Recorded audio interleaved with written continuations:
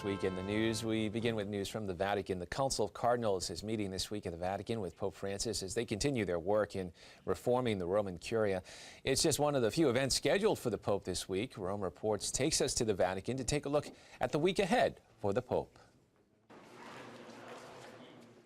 Each meeting with the Council of Cardinals is another step forward in Pope Francis' reform. From Monday to Wednesday, the 9 cardinals in charge of advising the Pope in the governing of the Curia and Church will convene. It will be their first time since their last meeting in December. Also on Tuesday, the Vatican will host a Congress on the Mediterranean diet and healthy eating. Experts from Europe and the United States will travel to Rome for the occasion. Pope Francis will continue to offer his daily homilies from the Casa Santa Marta and meet with pilgrims in the Paul VI Audience Hall for the Wednesday General Audience, where he'll continue his reflections on the meaning of Christian hope. On Friday, he'll pay a special visit to the Roma Tre University and meet with teachers and students. On Sunday, he'll close the week with the Angelus Prayer, led from the window of the papal apartments overlooking St. Peter's Square. According to a statement by the Vatican press office, at the beginning of this 18th meeting of the Pope's International Council of Cardinals, the coordinator of the council, Honduran Cardinal Oscar Rodriguez Maradiega, began the meeting assuring the Pope of the Cardinals' full support for his person and his magisterium. Although no specific events were mentioned, according to the statement, the Cardinals' support was offered in relation to recent events. In news now from the Vatican, before reciting the Angelus with pilgrims gathered in St. Peter's Square, Pope Francis reflected on the Sunday Gospel reading from Matthew, in which Jesus explains to his disciples the Mosaic Law and warns that unless your righteousness surpasses that of the scribes and Pharisees, you will not enter the kingdom of heaven. The Pope told those gathered in the square that this righteousness must be animated by love, charity, and mercy in order to fulfill the true purpose of the law and avoid the risk of formalism, which is strict adherence to prescribed laws.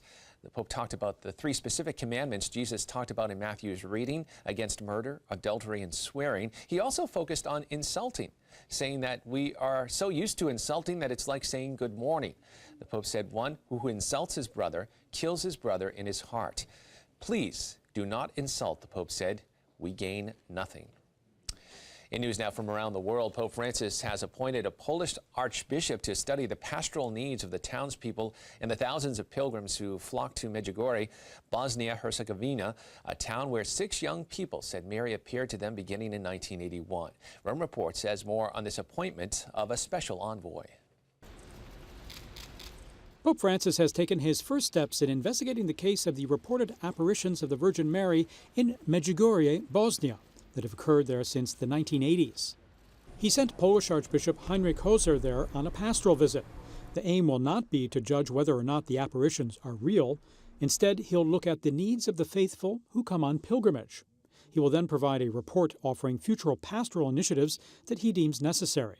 The only time Pope Francis spoke to the press about the Marian apparitions in Medjugorje was upon returning from Sarajevo in 2015, when he said that Rome is closely following what's happening there. Ma siamo lì per prendere decisioni e poi si diranno.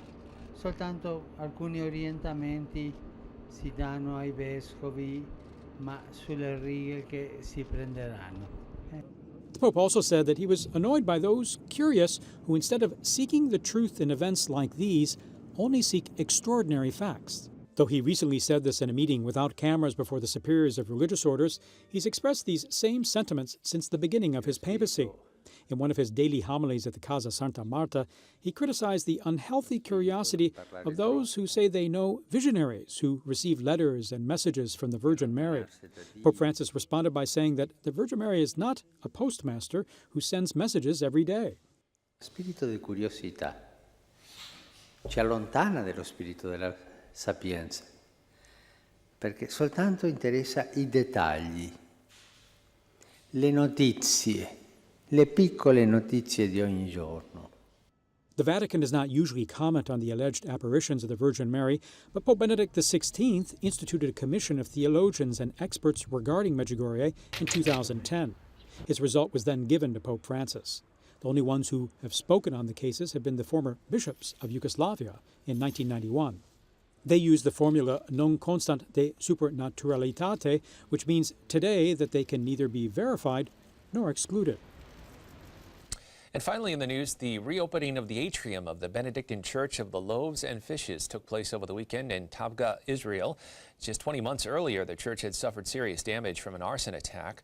On hand for the reopening was German Cardinal Rainier Wolke of Cologne, president of the German Association of the Holy Land, and Israeli President Reuven Rivlin. In his remarks, President Rivlin said that the state of Israel is deeply committed to the freedom of religion and of worship for all religions and believers. He said they stand up for religious freedom because as a people, they know very well what it means to suffer religious persecution. 2 suspects have been held under administrative detention since July 2015 for involvement in the arson, which police are treating as a hate crime. Also known as the Church of the Multiplication, the church located on the shore of the Sea of Galilee is traditionally believed to be the site of Jesus' miracle of the fish and loaves. Well, that's all the information we have for you at this time. I'm Kevin Nelson. Don't forget, you can keep up to date on Catholic news throughout the week with Catholic Newsbreak right here on the Catholic TV network.